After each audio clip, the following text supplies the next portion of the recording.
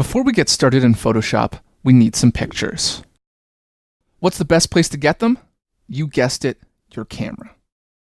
Now, there are a lot of different ways to collect and manage photos on your computer. Both the Mac and PC have built-in solutions, but there are, of course, lots of options like Aperture, iPhoto, AC/DC, Picasa, Lightroom, and the list goes on. I personally like using iPhoto for my family photos and Aperture for the more professional stuff. I, however, still like doing most of my intense editing in Photoshop.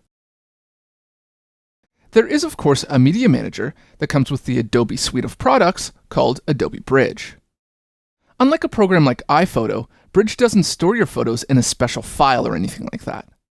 It just allows us to easily acquire the photos from our camera and place them anywhere we like on our hard drive.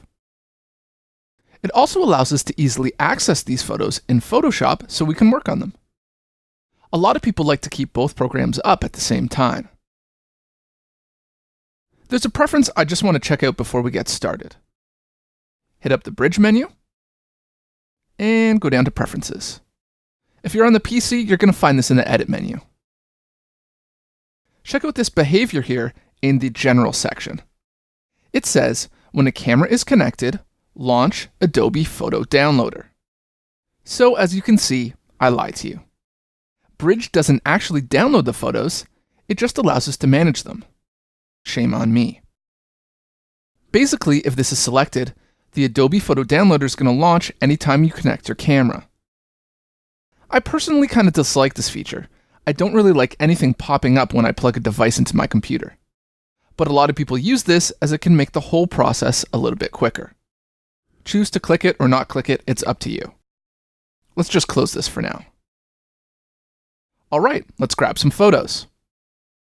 To start, we just need to click on the camera icon here to launch the downloader. This pesky little dialog is going to come up, and it's basically asking us if we want to automatically launch, which we just talked about. You can always click Don't Show Again if you never want to see this box ever again, which is probably a good idea. You know where to access it in the preferences now anyway. I'm just going to click No. Alright, here's the downloader. Unfortunately, I don't have my camera turned on, so let's do that. Once your camera's on, just give it a second, and then click here and select Refresh List.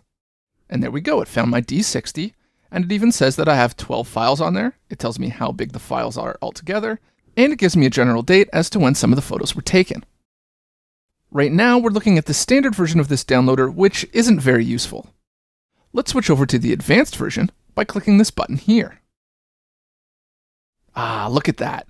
We can actually see all the pictures on the camera. How useful. Move ahead to the next chapter to see this advanced dialog in action.